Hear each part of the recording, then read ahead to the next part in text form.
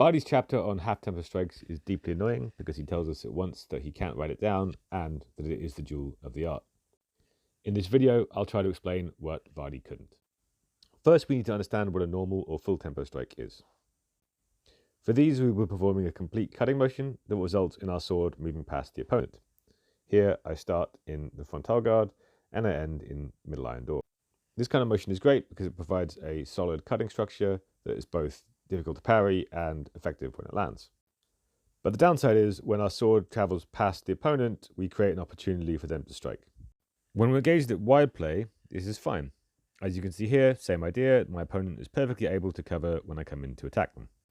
But from here, I move to a closer distance and change the style of swordplay to middle sword, and my actions become half tempo rather than full. The main characteristic of striking in half tempo is that the actions are shorter because the sword stays in front of you at all times. Let's take a look at the last clip again, taking particular note of what we do with our hands. As you can see, I make my cut without retracting my hands behind the body, while my opponent is still retracting his hands to perform his cut in full tempo. This use of the half tempo allows me to strike and then parry his cut, not by being freakishly fast, but by my sword traveling a shorter distance.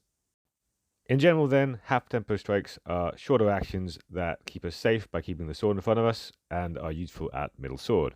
And when we do full tempo actions at middle sword, that's usually when we get struck.